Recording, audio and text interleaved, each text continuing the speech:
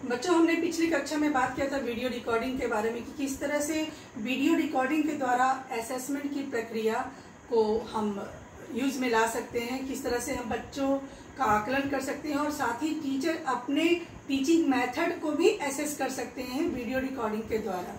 फिर हमने participant observation की भी बात की थी। आज हम बात करेंगे टॉकिंग की कि असेसमेंट की प्रक्रिया में टॉकिंग यानी बातचीत करना, स्पीकिंग, वो किस जगह पर है, किस तरह से आप टॉकिंग के दौरान भी इस प्रक्रिया के तहत भी अपने विद्यार्थी का आकलन कर सकते हैं। पहले तो ये देखिए कि टॉकिंग के अंतर्गत कौन कौन सी चीजें आती हैं, कौन कौन से विषय वस्तु आते हैं या कौन कौन से एलिमेंट्स हैं, तत्व हैं। पहली बात है vocabulary. When you are talking with some person, तो वोकेबुलरी बहुत जरूरी है। शब्द भंडार आपके पास होना चाहिए। कैसे कोई एक अच्छा कुशल वक्ता होता है, क्योंकि उसके पास शब्द भंडार होता है। उसे जो कहना है वो अपनी बात को अच्छे से शब्दों में गूंथ कर आपके सामने रख सकता है। उसके बाद है कि एक्यूरेसी हो, स्पष्टता हो। एक टीचर के लिए भी ये सारी चीजें बहुत जरूरी हैं। बात तो हम कर रहे हैं टॉकिंग की, बट एक टीचर के लिए भी बहुत जरूरी है कि वो एक गुड स्पीकर हो, बिकॉज उसको अपनी बात अपने बच्चों तक प्रेषित करनी होती है। तो वो समझाता है, बोलता है, बताता है, कहता है, तो उसके लिए उसके शब्द भंडार पर्याप्त होने चाहिए। उसकी बातों में, उसकी भाषा में एक्यूरेसी होनी चाहिए, स्पष्टता होनी चाहिए। कम्युनिकेशन, बातचीत, ऐसा लगे कि आप बातचीत कर रहे हैं, ऐसा ना लगे कि वन वे साइडेड बातचीत हो रही है। क्लास में आप कुछ व्याख्या दे रहे हैं तो बिल्कुल ही तटस्थ होकर और ऐसा लग रहा है कि आप बच्चों से बिल्कुल कटे हुए हैं और किसी विषय को, किसी टॉपिक को समझा रहे हैं। ऐसा महसूस नहीं होना चाहिए। ऐसा लगना चाहिए कि कम्युनिकेशन हो रहा है, यानी दोनों तरफ से विचारों का आदान प्रदान किया जा रहा है। उसके बाद है इंटरेक्शन, बातचीत, जो कि अभी मैंने कहा कि इंटरेक्शन होना चाहिए। आपने कुछ पूछा, बच्चों ने कुछ बताया, बच्चे कुछ पूछ रहे हैं तो आप बताएंगे। ये भी टॉकिंग की एक प्रक्रिया है। और उसके बाद फ्लुएंसी, धारा प्रवाह।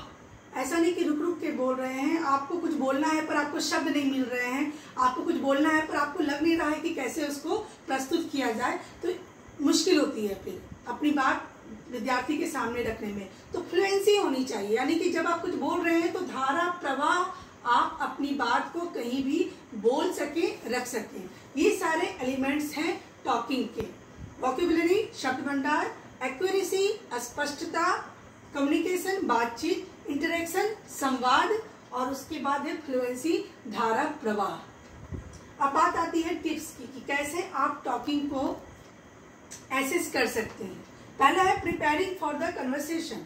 आप अपने बच्चे को कुछ सवाल देंगे, कुछ प्रश्न देंगे। आपने सुना होगा जीडी के बारे में, ग्रुप डिस्कशन। वो क्या है?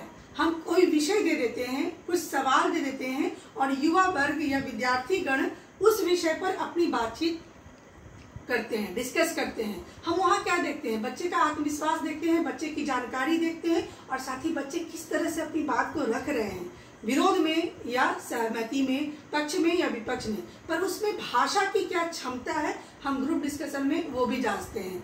जब आप वाद विवाद करवाते हैं, आप 15 अगस्त 26 जनवरी में भाषण देते हैं, वो सारी चीजें क्या है, वो कहीं ना कहीं टॉकिंग से ही, स्पीकिंग से ही जुड़ी हुई कलाएं हैं। तो आपको कन्वर्सेशन के लिए कुछ सवाल पहले प्रिपेयर करने होंगे। दूसरा है चूजिंग बिटवीन ऑब्ट्रूसिव एंड अनऑब्ट्रूसिव, यानी जब बच्चा बोल रहा है, विद्यार्थी जब बोल रहा है, हो सकता है कि बोलने के दौरान वो कहीं कहीं कुछ गलत शब्द, गलत उच्चारण करे। तो जरूरी है कि आपको ये जानना कि कहाँ उसे रोकना है, टोकना है और कहाँ रुक जाना है। बाद में आप बच्चे को बता दीजिए कि इसका उच्चारण, इसका प्रोनाउंसिएशन ऐसे होगा, इसको इस तरह से बोलना है, इसको इस तरह से कहना है।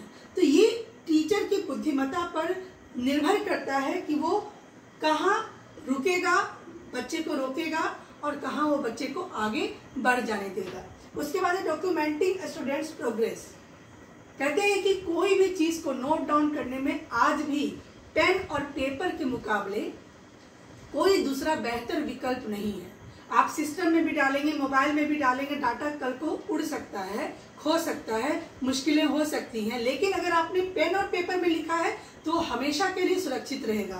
तो जब टिप्स है कि टॉकिंग को भी जब हम असेसमेंट के आधार पर आकलन करते हैं तो हम उसका डॉक्यूमेंटेशन कर लें, हम उसका रिपोर्ट बना लें, उसको सूची बना लें, आंकड़ा बना लें कि बच्चे की भाषा कितनी अच्छी है, उसके शब्द भंडार कैसे हैं, उसकी फ्लुएंसी कैसी है, किसी विशेष विषय पर उसकी जानकारी कैसी है। हम जो रीडिंग स्किल का टेस्ट लेते हैं, जो स्पीकिंग स्किल का टेस्ट लेते हैं, वो कहीं ना कहीं यही चीज़ है।